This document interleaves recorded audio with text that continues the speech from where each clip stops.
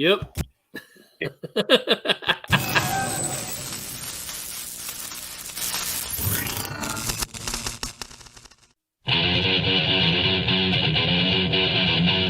Podcast Rock City.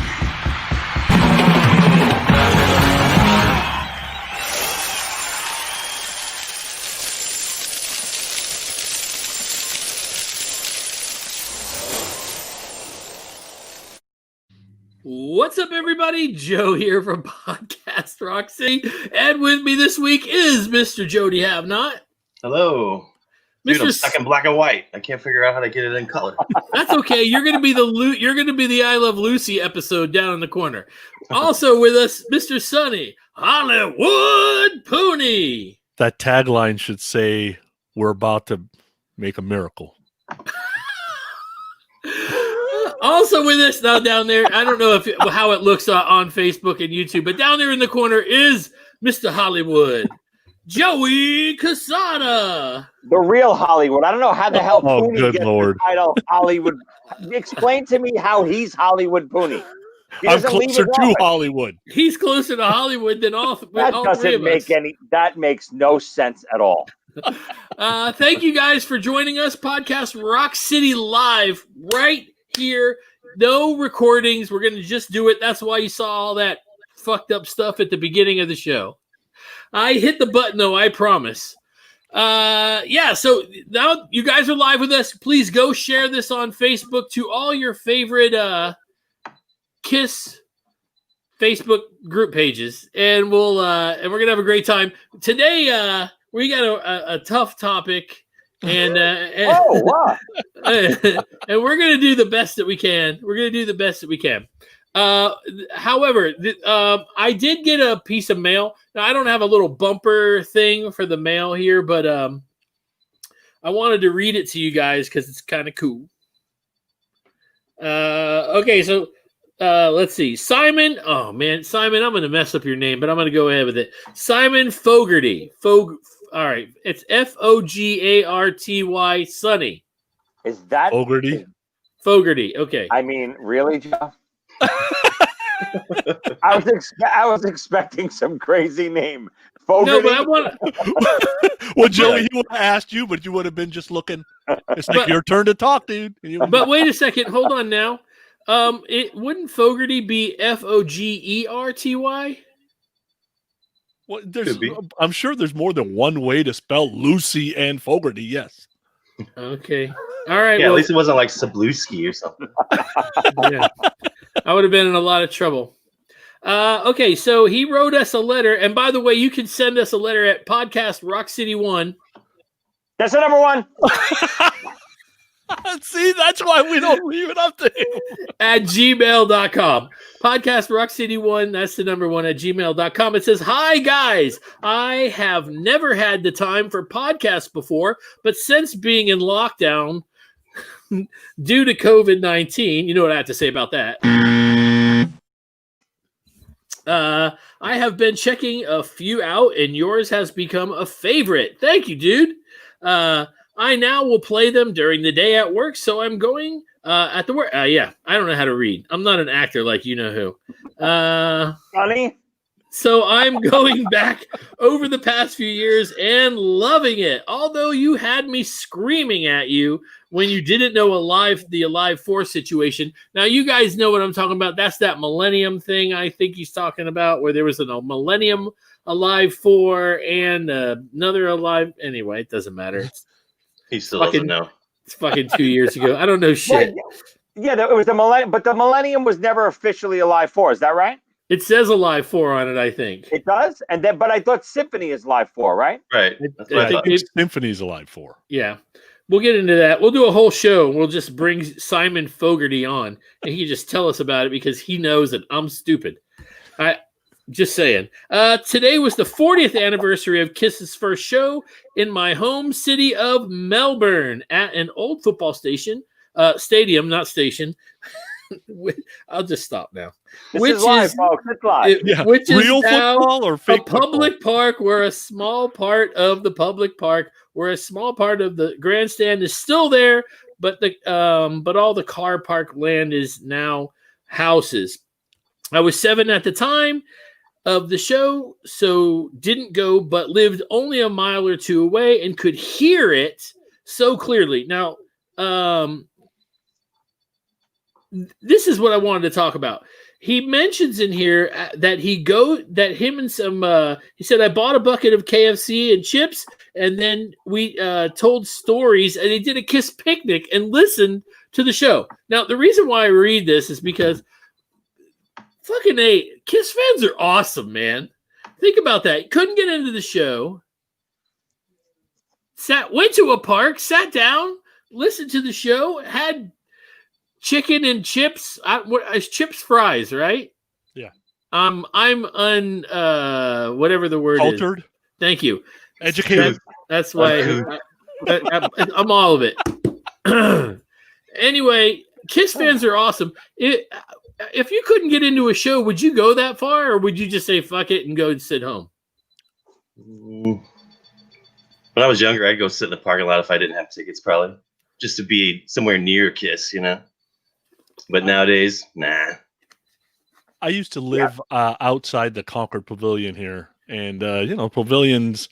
It's got like an outdoor lawn, but it's covered mostly. And I used to live down the hill, and you could hear the shows, but you hear kind of a muffled music, and the one guy who's singing back up that his mic is too loud, so he sounds like he's off because you don't hear the rest of the melody. So it's not like you really hear it that great. Like I don't know. I can't even. Like I can't. I don't know. I don't know if I could sit in a parking lot and just listen. Where I used to live in this small town. Well, it's not really that small, but small town called Ackworth. And the way it's really strange, the way the county is drawn. It's like you have to drive through one town from Ackworth through Kennesaw to get back to Ackworth. So it's really strange. But my backyard, I used to be able to hear the Speedway. Oh, man. That's cool. And let me tell you, I was like 15 miles away. Those damn things are loud. Now where I live, I hear horses, chickens, and shotguns because we can shoot in our backyards and there's no. Oh, I think you meant in that order. Horses, shotgun, no more horses, chicken, shotgun, no more chickens. Yeah, all of that. Anyway, I just thought that was really interesting, and I wanted to bring it up. Hopefully I didn't read that letter wrong and get something wrong. Oh, God, I'm really bad. All right, so that being said, let's get to the news. Podcast Rock City News.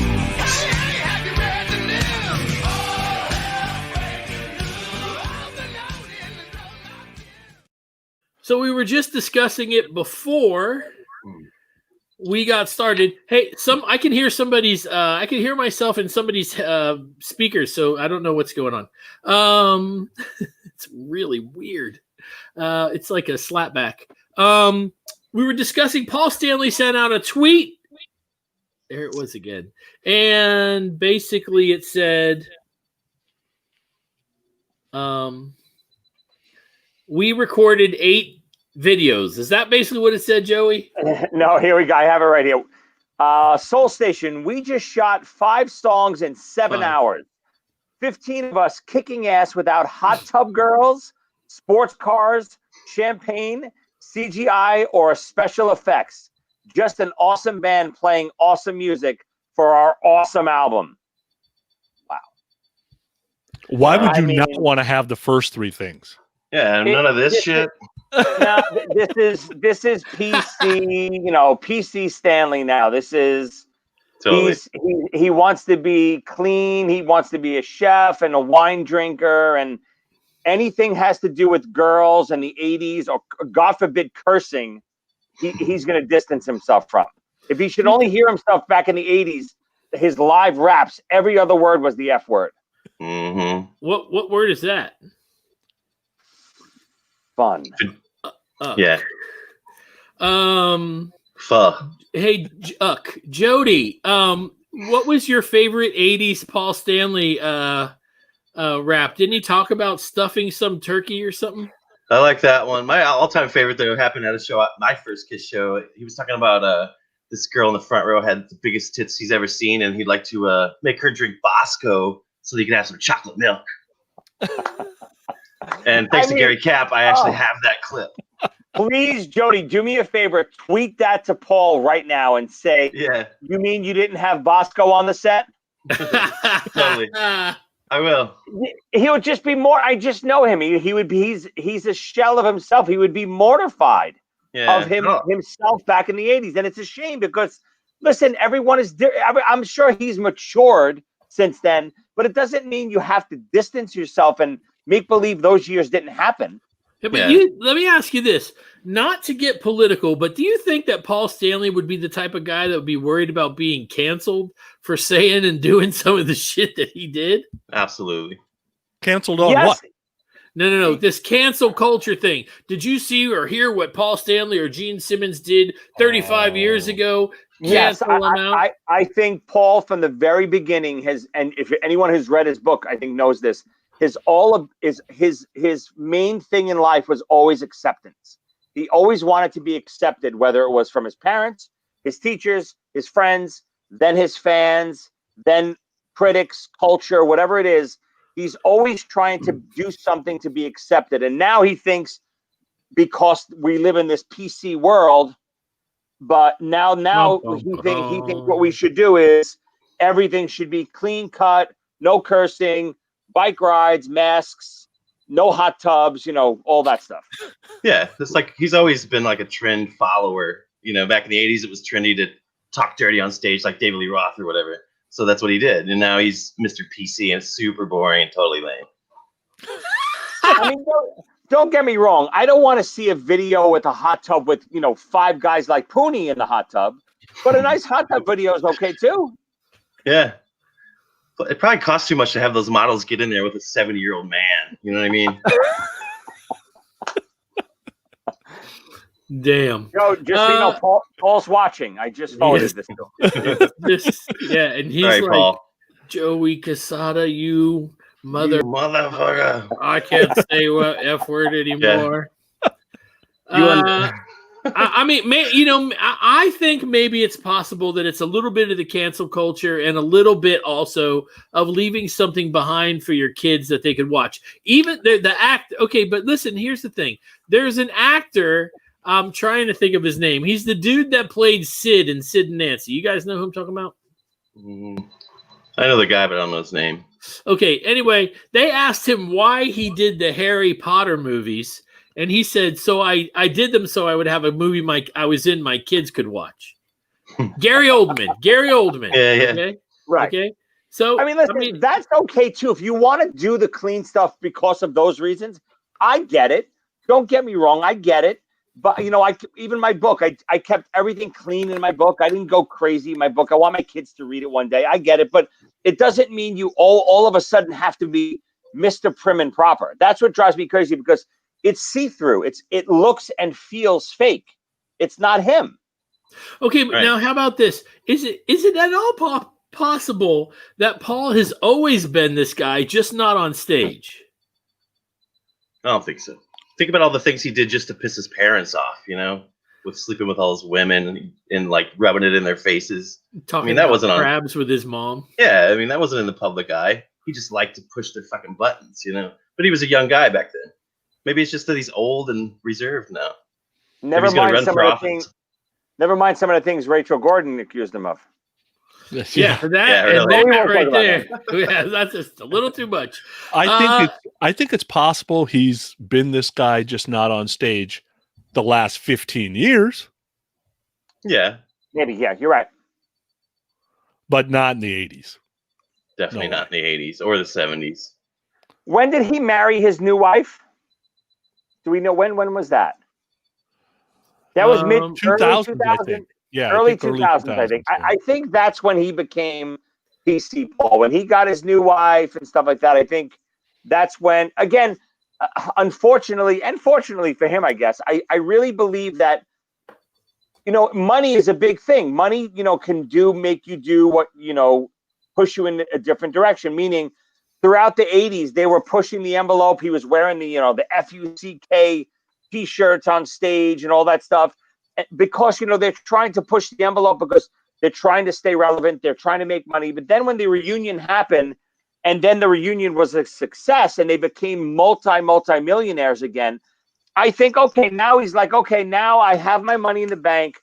I'm set. I don't have to do anything else pushing the envelope anymore. Now I'm just going to kind of sit back and be, prim and proper. And maybe it has something to do with he wants to do something with Nike or Puma again or Adidas or McDonald's or Hilton and they're just like, yeah, you can't be this guy Yeah. at all. No fuck shirts on the commercials. Yeah. But we'd like you to do My Girl, and I wish it would rain now, and then it'd be good. It's like a Paul Stanley Aquafina commercial. When I'm not on stage and I need to quench my thirst, I drink Aquafina. Yeah. That's pretty good, Joe. Thank you very much. Yeah, it's that's all I have. All right, so I'm tired of that because Soul Station's record will come out. I guess maybe a video is going to come with it, which that's great. Look, I support Paul Stanley. That's what I do. I support Ace Frehley. I support Gene Simmons. I support Peter Criss. I don't have to say them all. There's one of them that I don't support anymore. Fuck that guy. But the rest of them, I support. I'll say Bruce Kulick as well. Also, hey, if you guys don't know, down in Sarasota, they're going to have a KISS convention next month. I don't know if you guys know that. I'm going to try to do an interview this week with the people putting it on. So if you want to go down there, I haven't decided yet. Karen, of course, is like, go. And I'm like, it's in the middle of December. They're doing a KISS convention in, wow. Okay. Damn straight they are. They're going to have some fun and live their lives. And I don't know what else is going to happen. But anyway, we'll talk more about that because they got like a few guests too. I think I'm not 100% on this, but I think Rick Derringer's going to be there. I think Bruce Kulick's going to be there. I think Kearns is going to be there. Wait, Rick Derringer's still alive? I don't know. It maybe. Okay. We'll look it up. I'll look it up. Anyway, all right. Maybe a weekend like Bernie's Rick Derringer, if not. Yeah. Man, if I He's don't frozen in carbonite, like. I don't want to get into this conversation because if anything happens to Rick Derringer, it's going to be on you fuckers. It's all right. Fault. He brought it up. Yes. Mm-hmm. All right. So that was the news. Let's get to the topic of the week. Man, let me tell you first before we get going. This damn topic is all Joey's fault. So at the end, look at his shirt. Where'd you get that shirt, Joey? What the hell's it called? Click Tea Shop. Good Lord. Yeah. Can you get any hint on time? Click Tea Shop. Click Tea Shop. And that's the number one at Click Tea Shop. Yes. Right? Okay. All right. Here we go. Podcast Rock City. Topic of the week.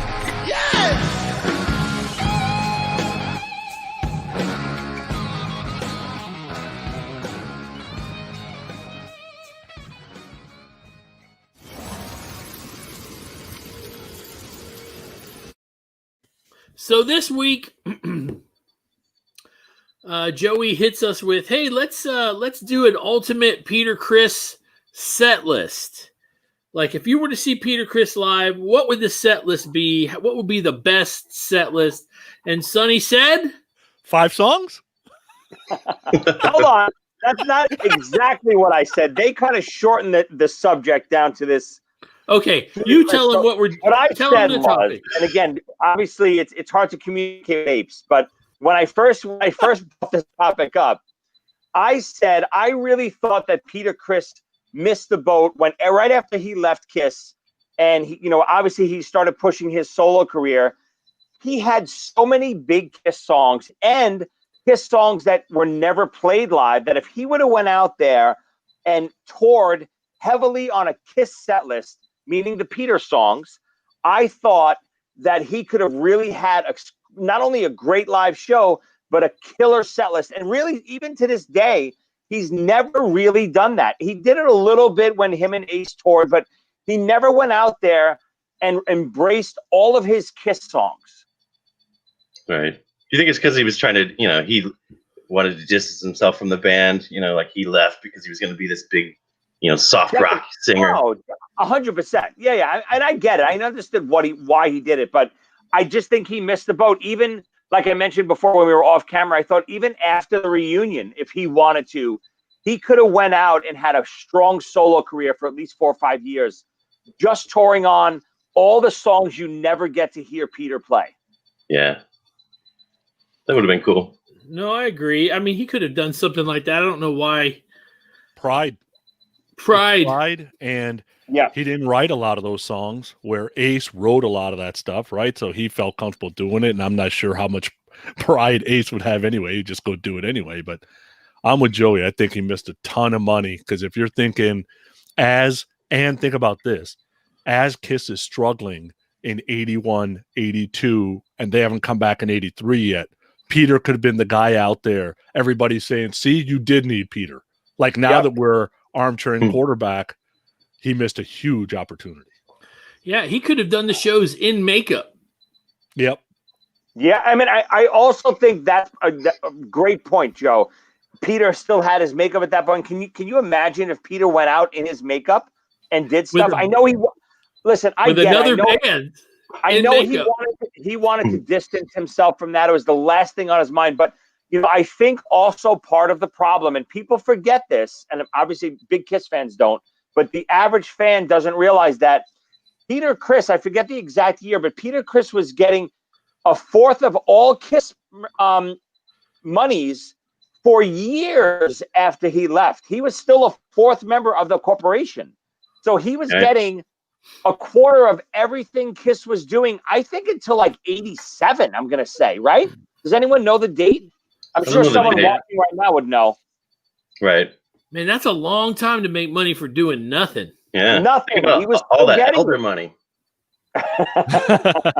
But I think that's when you see somebody's, and it's not just Peter and Ace, it's anybody.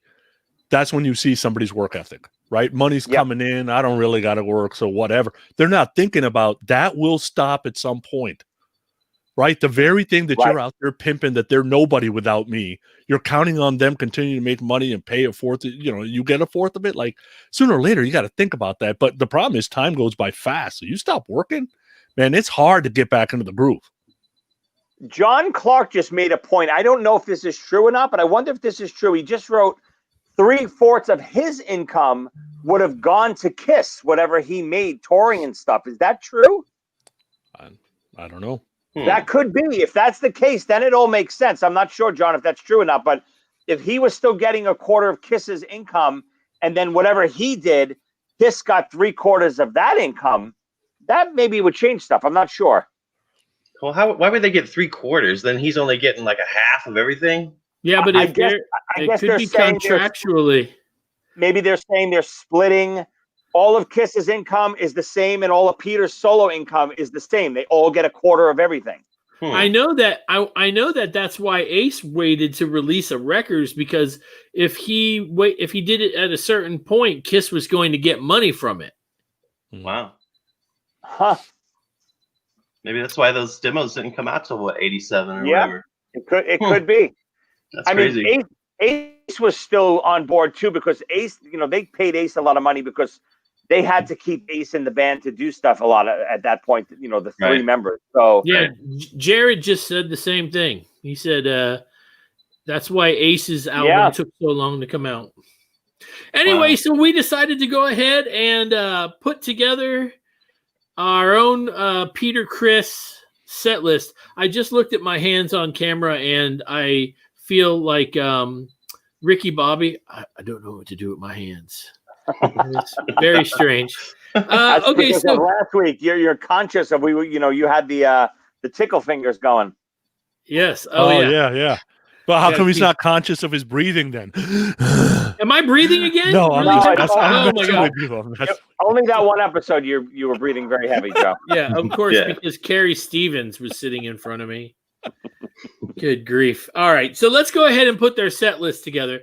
I will tell you that my set list will be the most perfect set list out of all of us. Yes. You want to, Sonny, do you want to write them down so we can vote on them? Do you feel like doing that? Or if you don't, just say no. Sure, I can do it. There's no issue. Okay. So we will put these on the Facebook group page, and then next week we'll let everybody know that I won.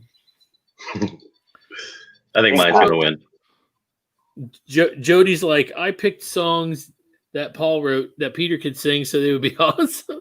All right, so all Peter Criss material plus all Kiss material. Anything you want to sing, Anything you want, yeah, whatever you want to say. Whatever he wanted to sing, he could sing. Okay, but now I'm not gonna lie, I might have cheated a little. So did I. Okay, just so you know. Okay.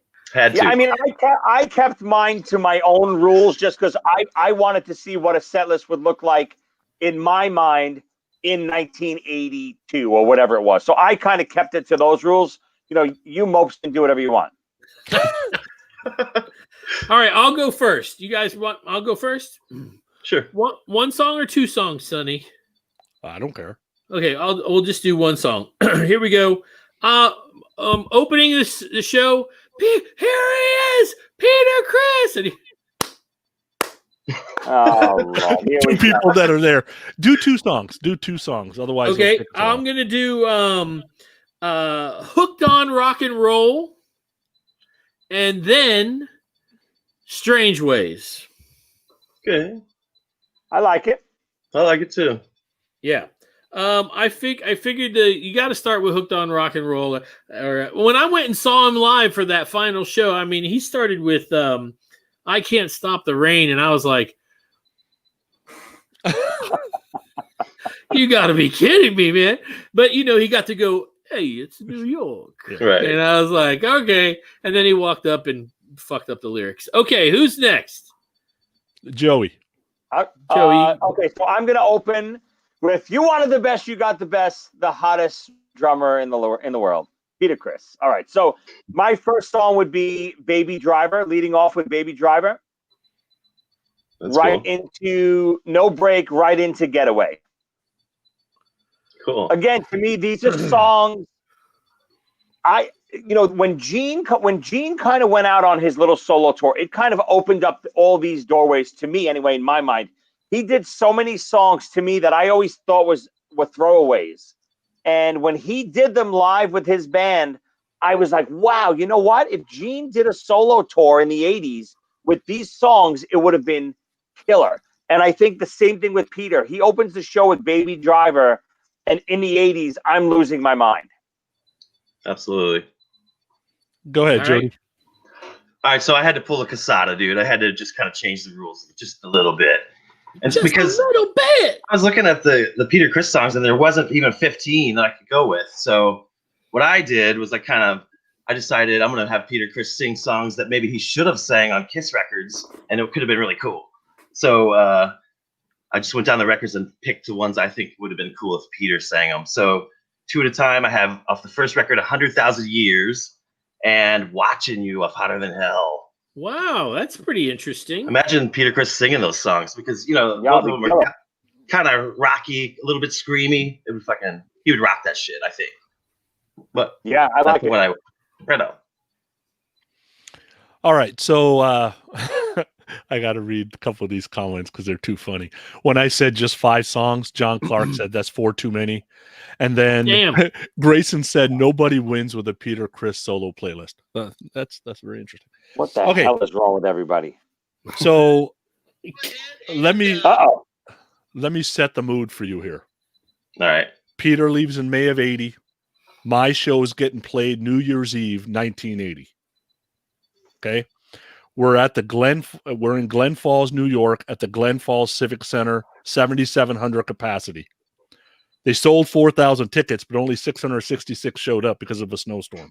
They wanted Kool and the Gang to open because Celebrated just got released and they just came off Ladies Night, but Kool and the Gang told them fuck off.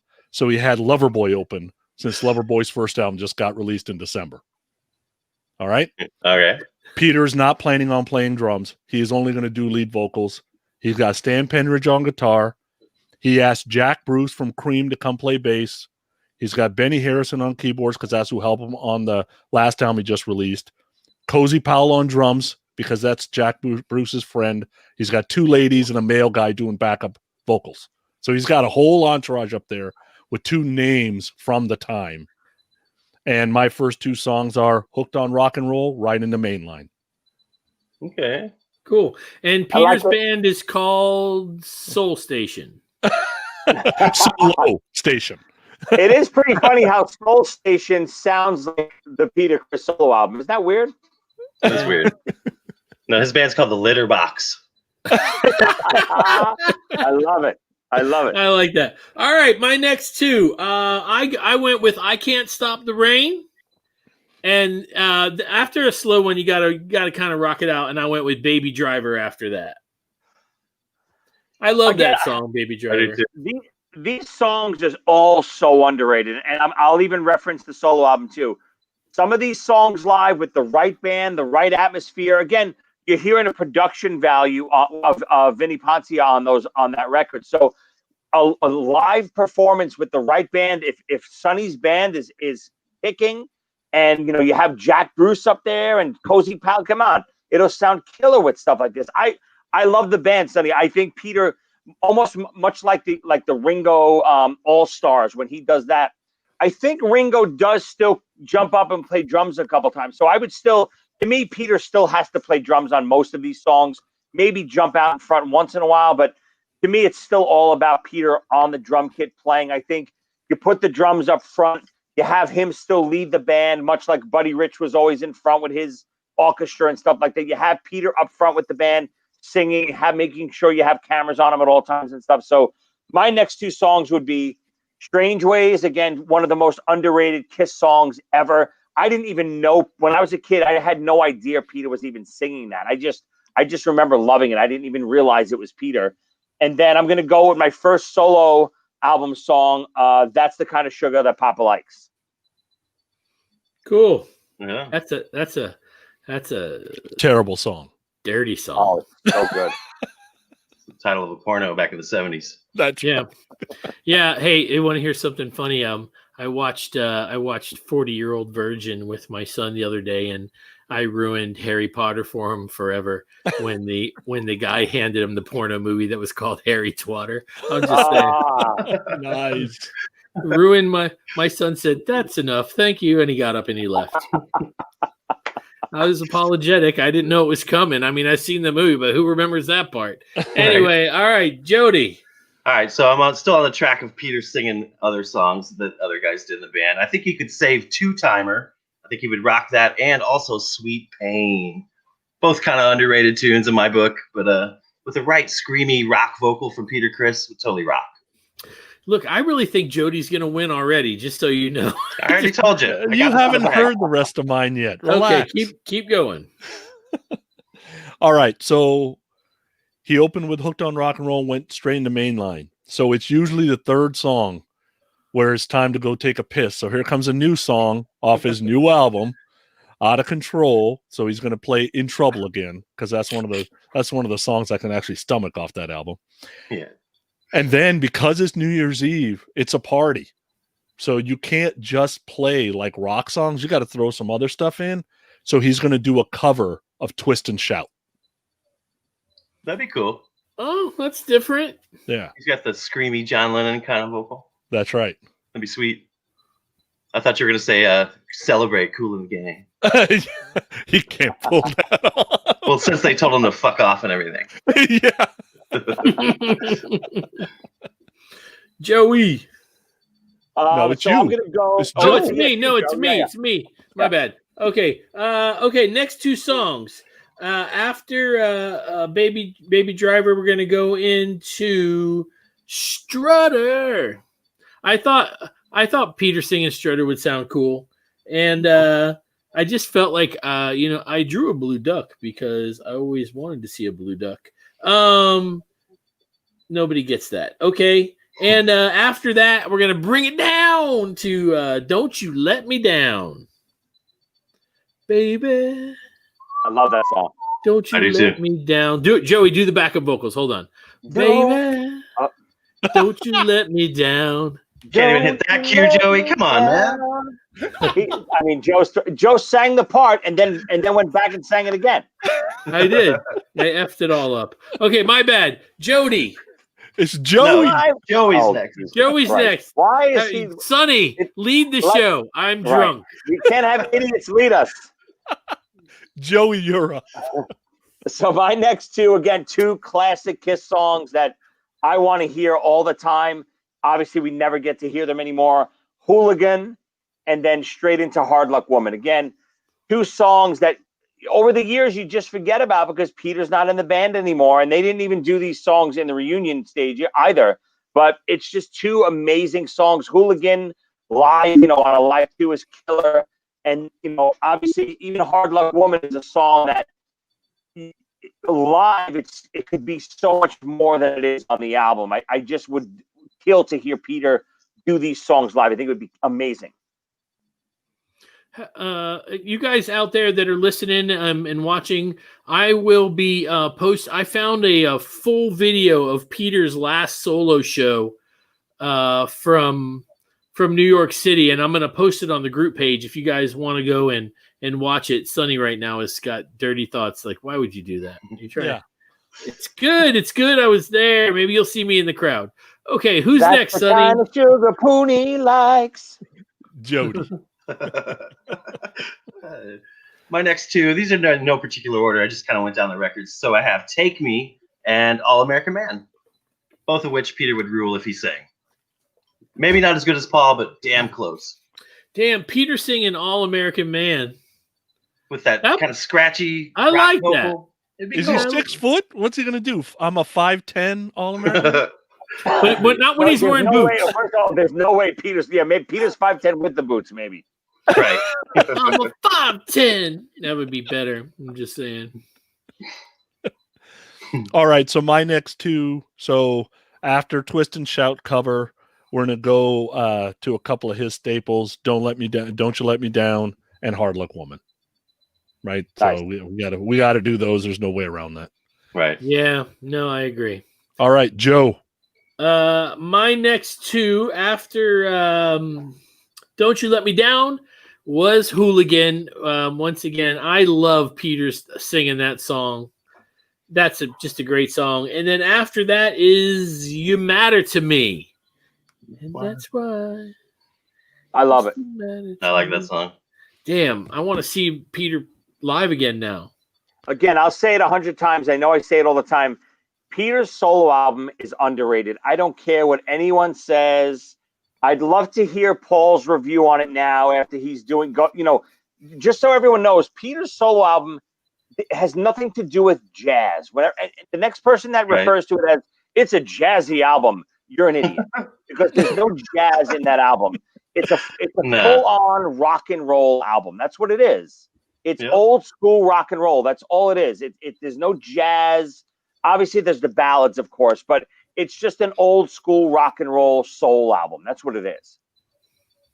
So my next two are Hooked on Rock and Roll. Got to have that from his solo album, of course. And then the only non-Peter vocal song, even though he's going to sing it live, is You Got to Have 100,000 Years in there. The same way Jody put it in. But, of course, midway through the set, I got to throw Peter's obviously he's going to throw his drum solo in this too. Not only is he going to sing it live, but he's going to do the drum solo, and then maybe he'll even do the rap in the middle, like after the drum solo. So I'd love to hear Peter really go nuts on this one. Vocally. That'd be cool. I'd love to hear him do that rap in the middle too. Oh, that'd be so crazy. Cool. Yeah, that'd be cool. All right, Jody. I have the next two. I have Tomorrow and Tonight, which would totally work for Peter's voice, and also Speeding Back to My Baby, another rocker. I would like that. That would kick ass with his vocal.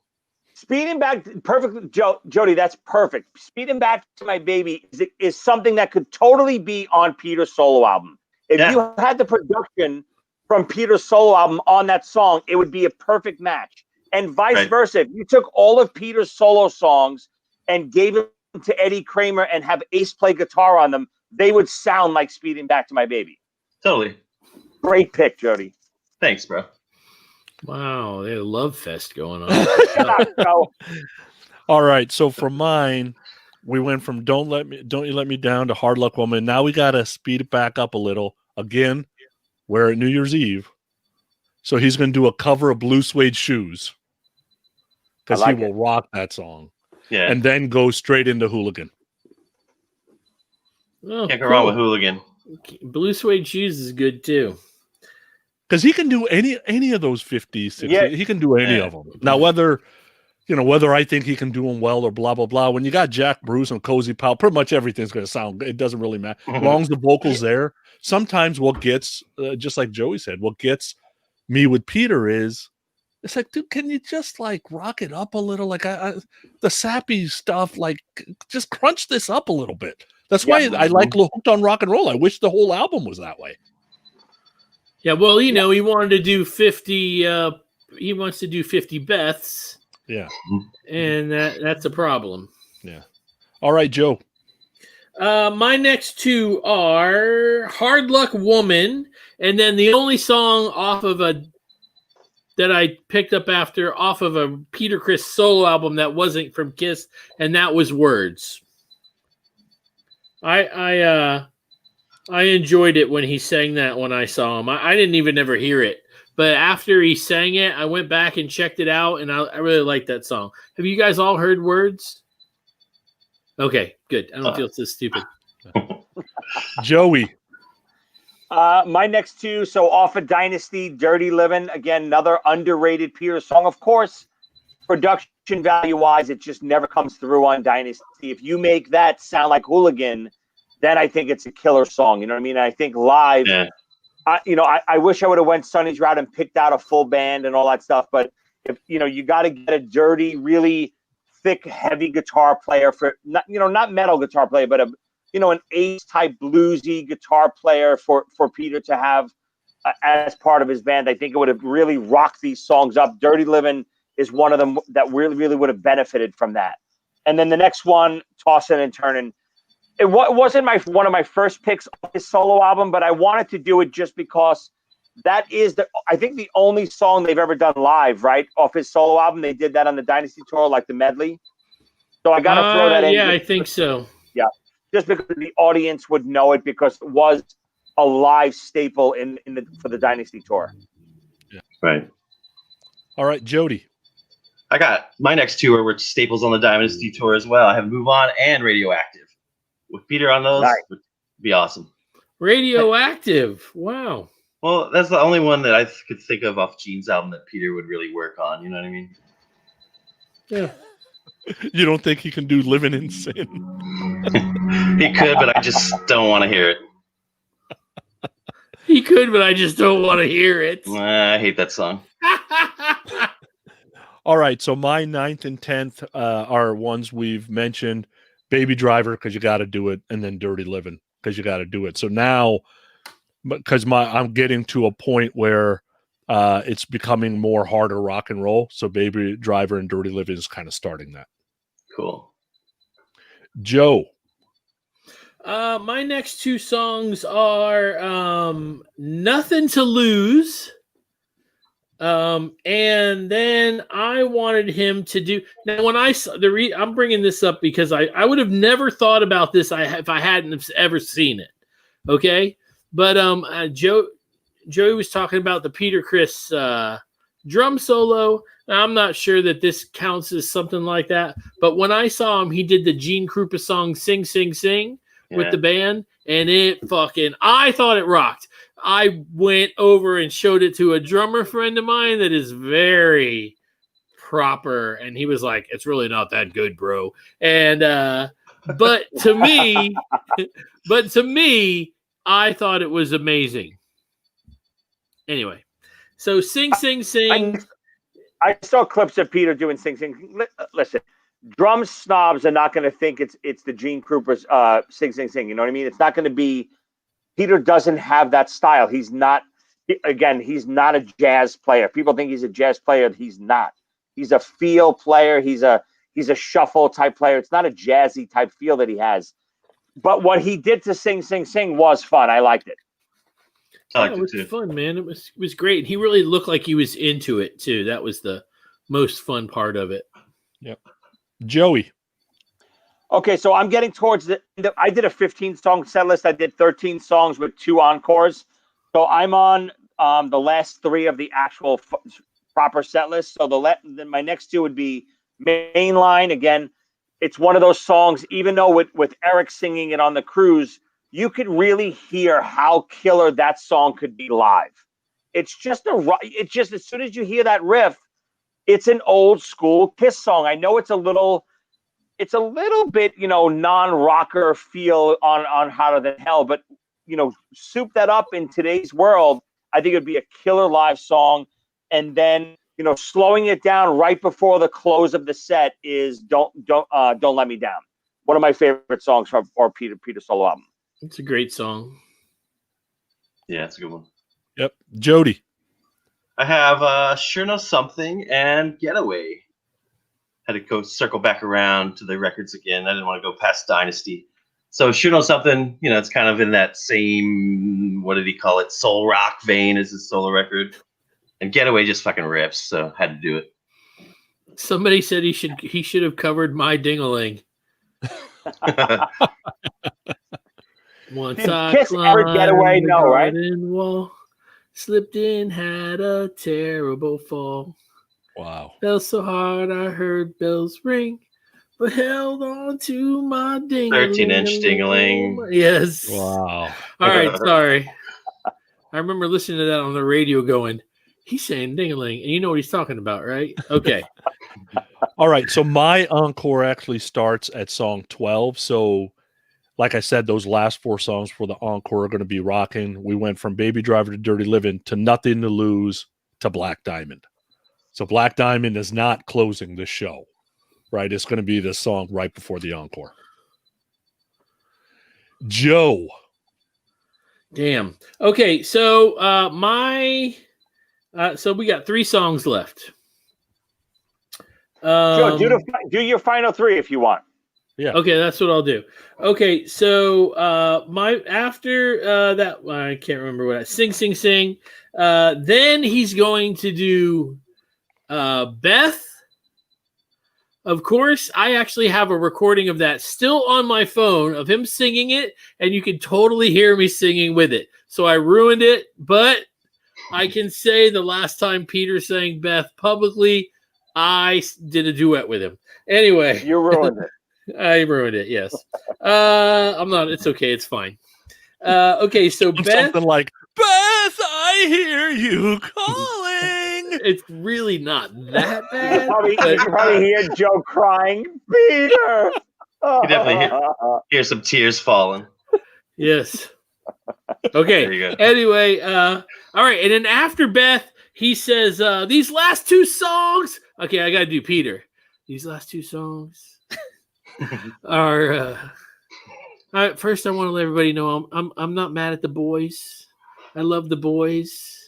I wish I could see the boys and hang out with the boys and the boys. Anyway, and then he says these last 2 songs are going to sum up my life, and then he would do My Way and then Rock and Roll All Night. Okay. That's a great Nobody. No, I might actually throw that in. I'm assuming you're talking I might throw Sinatra. it into my set list right away. Okay. Yes, Just wanted to make Sinatra. sure we weren't talking Right? the Paul Okay. Stanley version. Crazy night. That'd be crazy. Just for the record, I love the Crazy Nights version, but I can't see Peter I do singing. too. I just can't imagine Peter singing it. There you go. All right, Joey.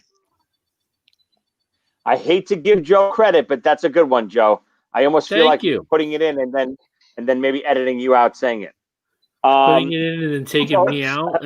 You wouldn't be the first person to do that. My final 3. So to close the show would be Nothing to Lose. Again, great show closer. Peter, could either sing the whole thing or just the choruses like he does live now, but great show closer. And then the obvious 2 encores. He comes out, sings Beth, and then closes the show with a big, gigantic Black Diamond. Right on. Cool. Right. All right, Jody. All right, my last 3 are somewhat predictable, but you had to have them. I had to have Baby Driver, had to have Hooligan. I'm just going to close the show with Big Black Diamond. Got to have Black Diamond. It's like the best Kiss song that he ever did. Maybe the best Kiss song ever. I don't know. Maybe Yeah. today. Damn. Bold might be right. statement by Black and White 50s Jody. I just keep waiting for this week. Jody is sponsored by Ajax. Ajax is makeup by Max Factor. All right, so because he's already at the encore stage, he did his 12 songs, and he didn't have makeup on, right? Because there's no reason for the makeup. He comes back from his encore, and he's got something in his hand, but he's not showing anybody what it is. And then he comes up to the mic and says, I got a friend joining us, and here comes Ace, but he's got one of those plastic Ace Halloween masks on because he can't let his identity out. It's New Year's Eve 1980. Oh, yeah. So then Peter puts his plastic Kiss mask on.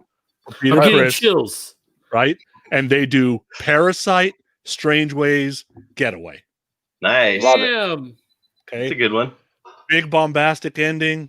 Everybody, clapping, blah, blah, blah.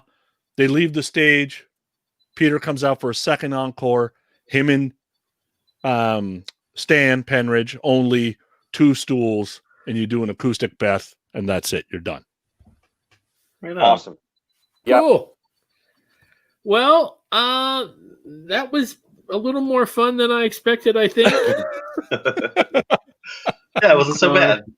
That wasn't so bad. Well, what happened was, Like- again, what I was hoping would happen, which did happen, what I didn't want to do was pick all Peter's solo album songs. The solo albums stink. They're not good. I don't mean the Peter Criss solo album in 78. I mean, Out of Control, Let Me Go, all that stuff. That's the type of stuff that I didn't want to do. I didn't want to pick, because that's what he tried to do, and it didn't work. I wanted to do something different and say, okay, what if he didn't go the solo album route and went these rock and roll songs by Kiss, and even Jody's picks, killer. Love it. Thanks, bro. Yeah. Yeah, And, if somebody's going to go solo like that, you cannot, if you're going to try to use the name that you just made, you can't walk away from the stuff that made your name. I know. Like, that's Right. one of the reasons people went. The only reason, He tried so hard to get away from that. And listen, I understand at the time he's thinking, okay, I'm going to be a big solo star. I'm going to, sell records like Kiss does. I don't need those songs. I have all this new stuff. But it obviously, in retrospect, it was the opposite of what he should have done. Totally. Damn. Do you think if Peter would have waited like Ace did, it would have made a difference? Like there was a little gap, and then everyone's really hungry for Ace. If Peter would have waited a few years, do you think it would have made a difference? I think it matters if Peter comes out with the right type of music. I think Fraley's Comet hit basically when synthesizers were getting a little bit bigger. There's a lot more melodic songs out there, and Ace is writing the right things. Is Right. Peter going to be doing that, or is he doing like blue-eyed soul type of 50s, 60s type party rock? I don't think that's going to fly in 1986. Right. I think it would have mattered just to have Peter's frame of mind change. Meaning, he was so anti-Kiss when he left Kiss. There was no way he was going to do Hooligan and Baby Driver and all that stuff in his set list. Right. But if he waits till 85, 86, maybe he embraces it and says, hey, I'm going to use that stuff to launch my solo career. And just like, even though Ace, obviously played Frehley's Comet song, he still did Rip It Out and other Kiss songs in his set list. So I think maybe Peter could have done the same. Yeah. And And the he's second part on- of this. Oh, I'm sorry. Go ahead. No, I was go just going to ahead. say the second part of the question is if Peter Criss came out in whatever year, even in like 82 or whatever, with that rock record, what would have happened? Would it make a huge difference? Or would it have already been kind of like people He were always said he was uninterested? going to do a rock record. He never did. Yeah, Right. I don't. No, I but don't know if it makes Cat a One, difference. what is it? Cat One? That's a rock record. Yeah, but it's too little, too late at that point. Yeah, there's a couple songs on there that are pretty awesome. But yeah, I don't know. I don't know if it would have done anything in 82. 82, when you're talking about a rock record, if you're talking about, like a Scorpions record or, a Priest record, maybe, but Right. not the rock that Peter was going to come out with, I think. Yeah. Yeah, I think you're right. I think it all depends. These are the stories. We know some of them, and I think some of them we just know myth of what the story actually is. So if he's really into drugs and drinking as hard as Paul and Gene continue to say he was, then when he is fired, walks away, whatever, when he split from Kiss, and we'll say that's at the end of May 80, then there's no reins on him. Does that put him worse? That's not going to put him better, supposedly, right? And then what is Casablancas telling him? Like somebody's in his ear telling him do something. Now, if there's this thing about whatever money you make, 3/4 of it you don't get to keep. Okay, that's a shitty deal. I guess if somebody gave you $2-3 million to do it, then I guess I would have to think about sit at home and enjoy my $2-3 million. I guess I don't know, or I don't know. If somebody had me in his ear, the record company's yapping at him. They want to make money off of him too. They couldn't have been happy that the record stunk. Right. Yeah, Richard had a great point just now. He should have made more of a Hall & Oates style record, which I was about to say he should have come out with. If he would have waited a little bit longer, a Brian Adams type record, a Rick Springfield type record, those type of records, I think would have done Peter justice. He would have never come out with a heavy record, no matter what. It's just not Peter. But rather than go rock and roll, if he went pop, but songwriter pop, like Brian Adams, in the early 80s, Run to You and stuff like that. Yeah. If Peter would have done stuff like that, I think he could have taken off. I think so too. Because he has a fucking great voice, you know what I mean? Or had. Yeah. So he really wasted it. I don't know who that is because I can't see the name, but it says, would he have done better if he'd joined an established band like the Doobie Brothers? Yeah, that's Grayson. That's Grayson. I don't know that. On drums or vocals? Like both. Yeah. Maybe both. I got a question for you guys. So, we saw, history kind of wrote itself. Paul and Gene having a hard time not being seen as the comic guys in makeup and anybody taking them seriously 83, 84, 85 as they're trying to reestablish themselves, right? Right. Does Peter have the same problem if he jumps into something else because he's the cat man, or because nobody knows what he looks like? Does he just dismiss that altogether and come out as a new artist and nobody knows the difference, so he don't got to hear that crap? Yeah.